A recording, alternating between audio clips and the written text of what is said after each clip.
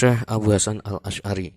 Beliau merupakan seorang ulama dari kalangan Ahlus Sunnah wal Jamaah. Nama lengkap beliau adalah Abu Hasan Ali bin Ismail bin Abi Bishr Ishaq bin Salim bin Ismail bin Abdullah bin Musa bin Bilal bin Abi Burdah bin Abu Musa Abdullah bin Qais Al-Asy'ari. Nama Al-Asy'ari ini merupakan penisbatan kepada Asy'ar, nama seorang laki-laki dari suku Qoton yang kemudian menjadi nama suku yang kemudian tinggal di daerah Yaman. Suku Al-Asy'ari ini lahir seorang sahabat. Jadi dari suku Al-Asy'ari ini kemudian lahir seorang sahabat terkemuka yang dikenal sangat alim, yang merupakan salah satu fuqaha di kalangan sahabat Nabi, yaitu Abu Musa Abdullah bin Qais Al-Asy'ari, yang dilahirkan pada tahun 22 sebelum Hijriah dan wafat pada tahun 44 Hijriah. Penduduk Yaman memiliki suatu kemauan yang keras untuk mengetahui dan menanyakan soal pandangan agama, yaitu seputar keesaan Allah yang bersifat qadim. Berdasarkan fakta itu, para ulama ahli hadis seperti Al-Imam Hafidz Baihaqi berpandangan bahwa karakter Imam Abu Hasan Al-Asy'ari yakni gemar dalam mendalami ilmu akidah dan mengantarkannya menjadi pencetus kembali Ahlus Sunnah wal Jamaah dalam bidang akidah. Merupakan karakter bawaan dari leluhurnya yang memiliki cita-cita untuk menguasai ilmu pengetahuan dan mendalami persoalan tentang akidah. Dari suku Al-Asy'ari ini lahir seorang ulama yang menjadi pemimpin Ahlus Sunnah wal Jamaah dalam memahami dan mempertahankan akidah yang diajarkan oleh Nabi, yakni Imam Abu Hasan Al-Asy'ari.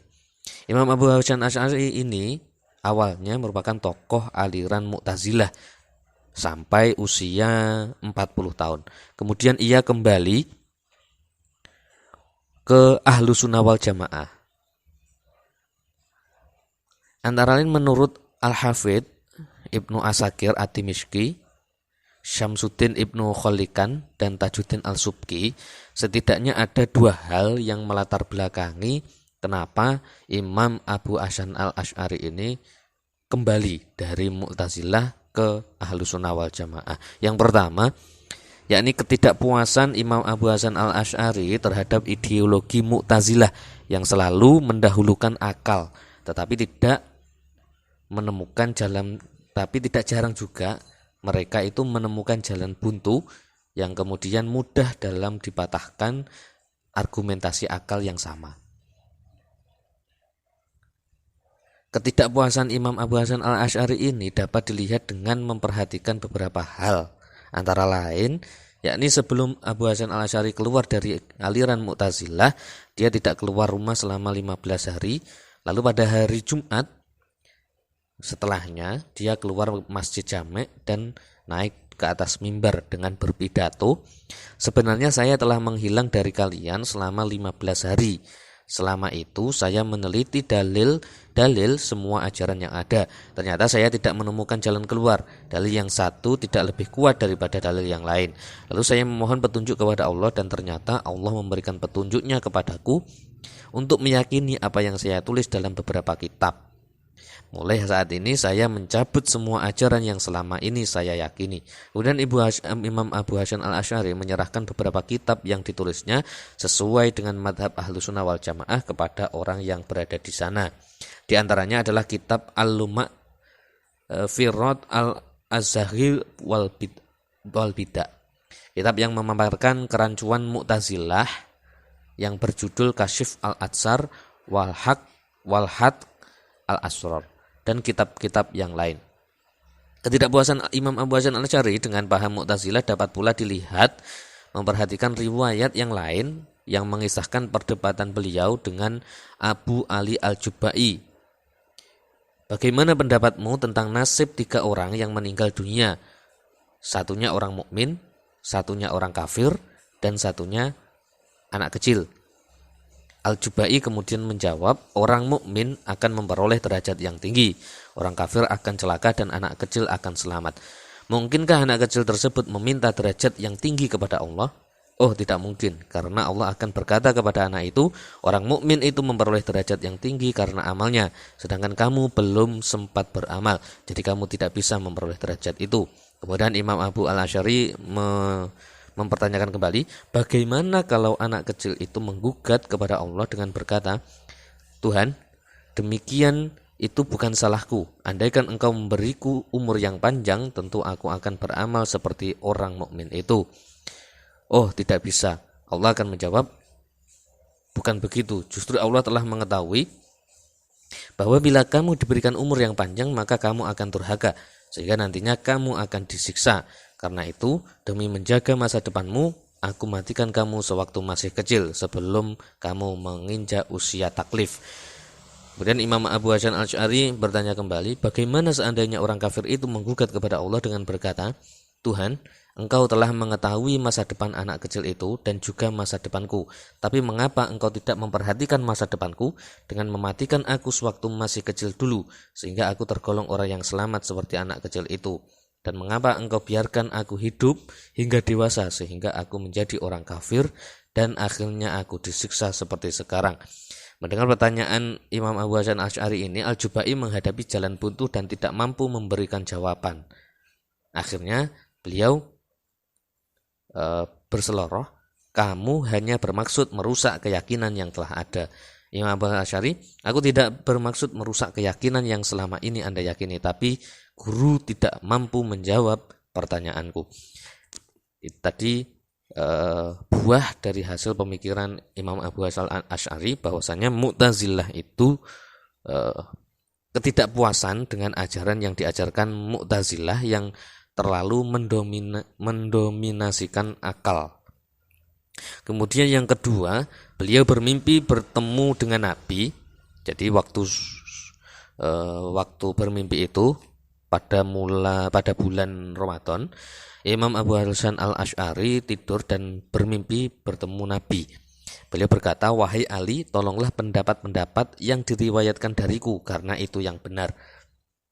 Kemudian Imam Abu Hasan al-Asy'ari terbangun, merasakan bahwa mimpi itu sangat berat dalam pikirannya.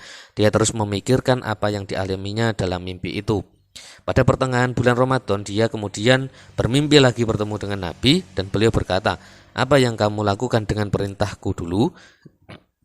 Imam Abu Hasan al-Asy'ari menjawab, aku telah memberikan pengertian yang benar terhadap pendapat-pendapat yang diriwayatkan darimu. Kemudian Nabi berkata, tolonglah pendapat-pendapat yang diriwayatkan dariku, karena itu yang benar. Setelah terbangun, Imam Abu Hasan al-Asy'ari merasa sangat terbebani, sehingga ia bermaksud meninggalkan ilmu kalam. Dia akan mengikuti hadis dan terus membaca Al-Quran. Tapi pada malam 27 Ramadan, tidak seperti biasanya, rasa kantuk yang begitu hebat menyerang dirinya, sehingga dia tertidur dengan rasa kesal dalam hatinya karena telah meninggalkan kebiasaannya tidak tidur malam untuk beribadah kepada Allah. Dalam tidur itu, ia bermimpi bertemu kembali dengan Nabi. Untuk ketiga kalinya Nabi berkata seperti kalimat yang sebelumnya. Kemudian ada suatu saat Nabi kemudian berkata, aku tidak menyuruhmu meninggalkan ilmu kalam, tapi aku hanya memerintahmu menolong pendapat-pendapat yang diriwayatkan dariku, karena itu yang benar. Kemudian ia menjawab, wahai Rasulullah, bagaimana aku mampu meninggalkan madhab yang telah aku ketahui masalah dan dalil-dalilnya sejak 30 tahun yang lalu hanya karena mimpi? Nabi kemudian berkata, andaikan aku tidak tahu bahwa Allah akan menolongmu dengan pertolongannya, tentu aku menjelaskan kepadamu semua jawaban masalah-masalah ini. Sungguh-sungguhlah kamu dalam masalah ini, Allah akan menolongmu dalam pertolongannya. Setelah bangun dari tidurnya, Imam Abu Hasan al-Asy'ari berkata, selain kebenaran pasti hanya kesesatan. Lalu dia mulai membela hadis-hadis yang berkaitan dengan ru'yah, syafaat, dan lain-lain sebagainya.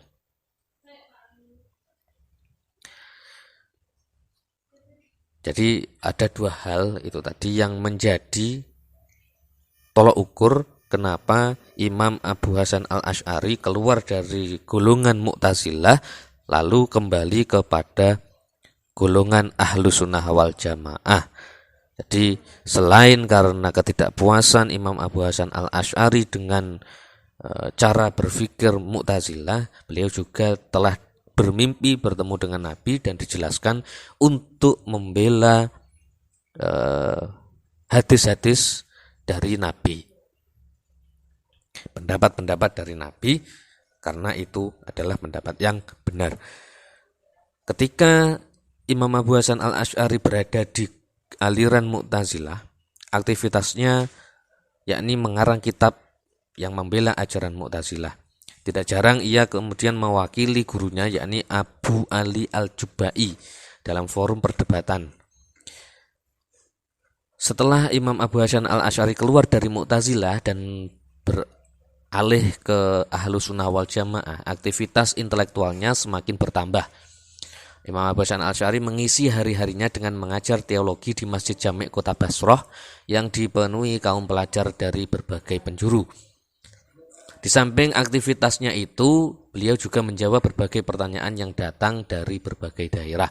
Imam Abu Hasan al-Asy'ari juga mengisi aktivitas dengan mendatangi majelis ahli bid'ah dan melakukan perdebatan dengan mereka. Suatu hal yang belum pernah ia lakukan atau belum pernah dilakukan oleh ulama Sunni pada sebelum-sebelumnya. Di masa pemerintahan Al-Ma'mun, Al-Mu'tasim dan Al-Watsi, kaum Mu'tazilah berhasil melakukan kolaborasi dengan para khalifah untuk menyebarkan paham Mu'tazilah tentang kemakhlukan Al-Quran melalui mesin kekuasaan, sehingga terjadi tragedi sejarah yakni mihnah Al-Quran. Sementara Imam Ahmad bin Hambal yang mewakili tokoh Sunni waktu itu, karena didorong oleh sikap yang warok, merasa enggan untuk menghadapi Mu'tazilah dalam perdebatan terbuka. Hal itu dijadikan peluang oleh Mu'tazilah untuk menyebarkan propaganda kepada penguasa bahwa kaum Sunni tidak punya nyali melakukan debat terbuka dengan Mu'tazilah karena keyakinan mereka yang tidak mampu membela kebatilan. Kaum Mu'tazilah ini juga menyebarkan propaganda bahwa kaum Sunni tidak memiliki argumentasi yang kuat untuk mempertahankan dirinya. Dengan berbagai propaganda, para penguasa berhasil diyakinkan bahwa ajaran Mu'tazilah memang benar dan memiliki argumentasi yang kuat. Sehingga akhirnya terjadi pemaksaan terhadap para ulama aswaja seperti Imam Ahmad bin Hambal dan lain-lain sebagainya untuk mengakui bahwa Al-Quran itu adalah makhluk. Bahkan saat itu penguasa memaksa masyarakat untuk mengakui bahwa Al-Quran itu makhluk. Sampai jabatan hakim, mufti, dan saksi dalam pengadilan hanya diberikan kepada mereka yang mengakui bahwa Al-Quran itu makhluk. Karena itu bertolak belakang dengan aswaja bahwasanya kalamullah itu bukan makhluk.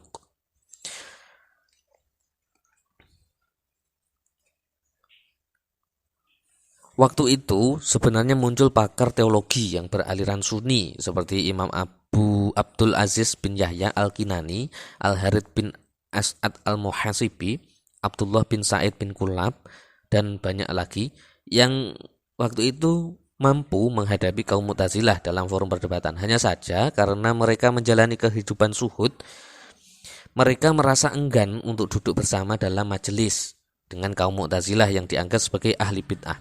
Mereka menghadapi Mu'tazilah hanya dengan menulis buku bantahan terhadap argumentasi Mu'tazilah, hingga akhirnya pada masa Al-Qadhi Ismail Al-Basri yang menjabat sebagai hakim agung di Baghdad, tampil Imam Abu Hasan al-Asy'ari yang banyak menulis karya teologi kaum Sunni dan menyusun kitab yang membantah Mu'tazilah, sehingga mematahkan semua argumentasi mereka dan memecah kekuatan mereka. Secara rutin Al-Asy'ari mendatangi majelis kaum Mu'tazilah dan berdebat dengan mereka.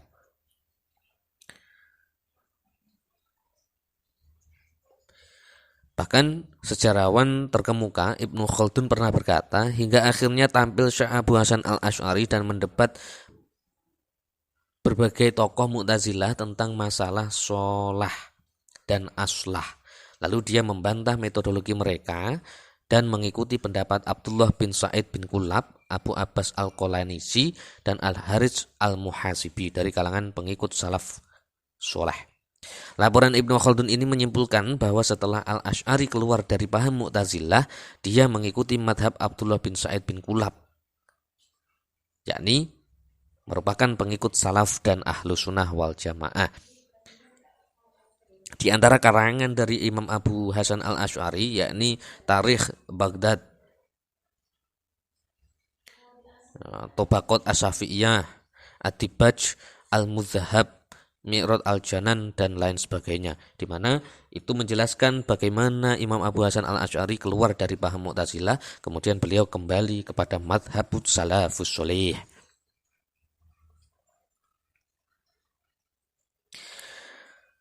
Di antara tokoh-tokoh yang mengikuti madhab Imam Abu Hasan al-Asy'ari yakni Abu Bakar al-Baqilani, Abu al-Ma'ali atau Imam al-Haramain, Imam al-Ghazali, Asy-Syahrastani, Fakhruddin Ar-Razi, dan As-Sanusi. Selain Imam Abu Hasan al-Asy'ari, ada juga satu ulama yang bertempat jauh, tidak satu tempat dengan Imam Abu Hasan al-Asy'ari, tapi memiliki pola pemikiran yang sama, sehingga penyebaran ahlu sunnah menjadi lebih berkembang luas. Ekspansi ahlu sunnah wal jamaah menjadi lebih berkembang ke arah luar, yakni Abu Mansur al-Maturidi. Dilahirkan di sebuah kota kecil di daerah Samarkand bernama Maturid di wilayah Transoxiana di Asia Tengah, atau daerah itu sekarang disebut dengan Uzbekistan. Tahun kelahirannya tidak diketahui secara pasti, namun diperkirakan antara pertengahan abad ketiga Hijriah. Sedangkan menurut Muhammad Ayyub Ali, Al-Maturidi lahir pada tahun 238 Hijriah. Gurunya dalam bidang fikih dan teologi bernama Nasir bin Yahya al-Balkhi, wafat pada tahun 268 Hijriah. Al-Maturidi hidup pada masa Khalifah Al-Mutawakkil yang memerintah pada tahun 846 sampai 861 Masehi. Pendidikan Al-Maturidi lebih dikonsentrasikan untuk menekuni teologi daripada fikih. Pemikirannya banyak dituangkan dalam karya tulis, di antaranya kitab Tauhid, Ta'wil Al-Quran, dan Al-Jadal. Al-Maturidiyah ini merupakan salah satu bagian Ahlussunnah wal Jamaah yang tampil dengan Al-Asy'ariyah. Maturidiyah dan Al-Asy'ariyah ini dilahirkan dalam kondisi sosial dan pemikiran yang sama. Keduanya ini datang untuk memenuhi kebutuhan mendesak yang menyerukan untuk menyelamatkan diri dari ekstremitas kaum rasionalis yang dipelopori oleh kaum Mu'tazilah maupun ekstremitas kaum tekstualis yang dipelopori oleh kaum Hanabilah, yaitu Hambaliyah, ya, Hanabilah. Seperti halnya Al-Asy'ari, Al-Maturidi berusaha mengambil jalan tengah untuk menghadapi kedua sistem pemikiran rasional Mu'tazilah yang sangat liberal dan pemikiran tradisional ortodoks yang disokong oleh sebagian Hanabilah. Al-Maturidi mempunyai latar belakang pendidikan yang dipengaruhi sistem pemikiran Hanafi, dikarenakan guru-gurunya adalah murid dari Imam Abu Hanifah yang bercorak rasional. Dibandingkan dengan Al-Asy'ari dalam pemikiran teologi, Al-Maturidi memberikan porsi lebih besar pada akal. Imam Abu Mansur Al-Maturidi ini diberi gelar penisbatan Al-Maturidi As-Samarqandi, merujuk pada tempat kelahiran beliau. Namun, pendapat Muhammad Ayyub Ali dalam Aqidah Al-Islam wal Imam Al-Maturidi menambahkan ia bergelar nama Al-Ansori. Pendapat ini berdasarkan keterangan dalam kitab Al-Hamisi yang ada pada manuskrip kitab Tauhid yang dikarang oleh Al-Maturidi. Menurut sumber yang kuat bahwasanya Imam Al-Maturidi ini wafat perkiraan tahun 333 Hijriah. Beliau hidup pada masa di mana perdebatan dan perselisihan antara para pengikut paham Mu'tazilah dengan Asy'ariyah, bahkan antara para pengikut paham Mu'tazilah sendiri, semakin memuncak. Madhab Maturidiyah sebenarnya bersumber pada madhab Hanafiyah. Dalam beberapa kitabnya, Al-Maturidi sering mengutip pendapat Imam Abu Hanifah, termasuk pada suratnya kepada Utsman Al-Bati dan wasiat kepada muridnya Yusuf bin Khalid As-Samati, bahwasanya madhab yang dirintis Al-Maturidi ini merupakan penggabungan antara akal dengan syariat. Akal untuk memahami Islam dan tetap berpegang teguh pada prinsip Al-Quran. Madhab Al-Maturidi ini meninggalkan suatu pengaruh yang sangat besar dalam dunia Islam. Hal ini dipahami karena manhajnya yang memiliki ciri mengambil sikap tengah antara dalil akli dan nakli. Keistimewaan dari Al-Maturidiyah bahwa pengikutnya dalam perselisihan atau perdebatan tidak sampai saling mengafirkan seperti halnya kalangan Khawarij, Rawafid, dan Qadariyah. Mazhab ini lebih banyak dianut oleh golongan Hanafiyah. Tokoh Maturidiyah yang berjasa besar itu diantaranya adalah Abu Al-Mu'in An-Nasafi dan Abu Al-Jasr Muhammad bin Abdul Karim Al-Basdawi.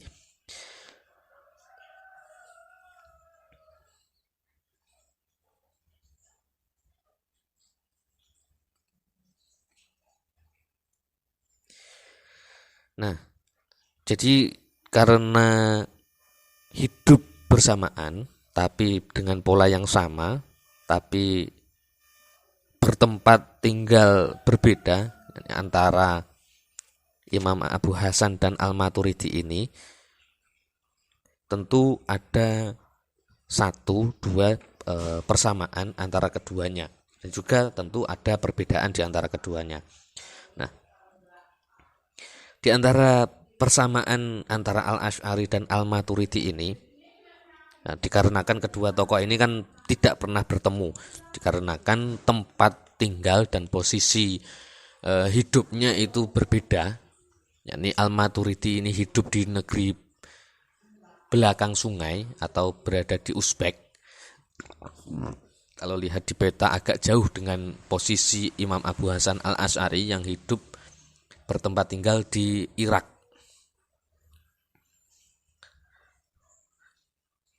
Ada 3 hal yang menjadi persamaan antara Al-Asy'ari dan Al-Maturidi. Menurut Abu Zahroh, persamaan pendapat keduanya disebabkan karena keduanya memiliki seteru pemikiran yang sama, yakni karena musuh yang dihadapi oleh Al-Maturidi dan Al-Asy'ari yakni sama, yakni Al-Mu'tazilah. Maka hasil kajian yang mereka dapatkan itu hampir mirip. Menurut Ali Al-Maghribi, persamaan keduanya adalah disebabkan manhaj yang sama, yaitu sama-sama moderat dalam menggunakan dalil nakli dan dalil akli. Faktor yang membuat kesamaan pendapat Al-Maturidi dan Al-Asy'ari yakni kembali pada kesamaan manhaj, mendapatkan porsi yang imbang antara dalil akli dan nakli. Menurut Ahmad bin Awadullah Al-Harbi, Al-Maturidi ini mengikuti pendapat Ibnu Kulab yang madhabnya menyebar ke negeri belakang sungai, tempat lahir dan wafatnya Al-Maturidi.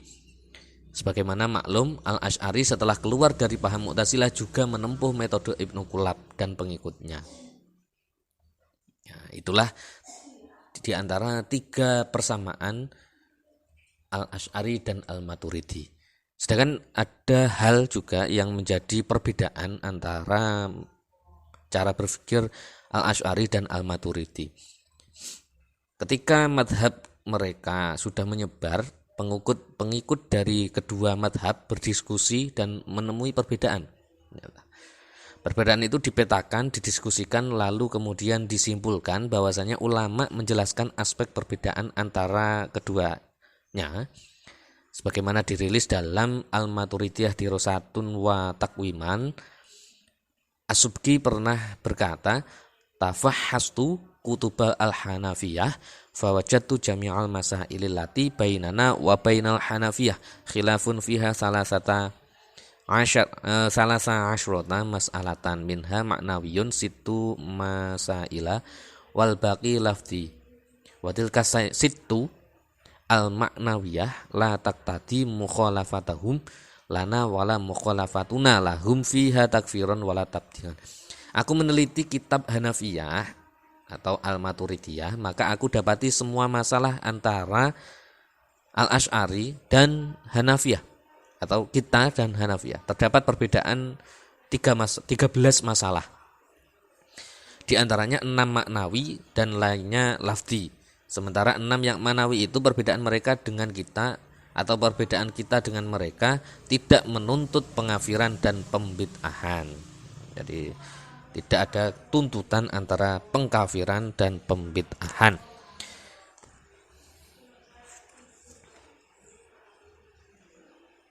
Mungkin itu yang bisa disampaikan pada kesempatan kali ini, yakni sejarah atau kisah Al-Asy'ari dan Al-Maturidi. Ya, meskipun tempat mereka tidak sama, namun mereka pada waktu itu dibutuhkan untuk menjadi penolong umat pada zaman itu yang sudah olah-alik sama Al-Mu'tazilah. Nah, mungkin itu saja. Assalamualaikum warahmatullahi wabarakatuh.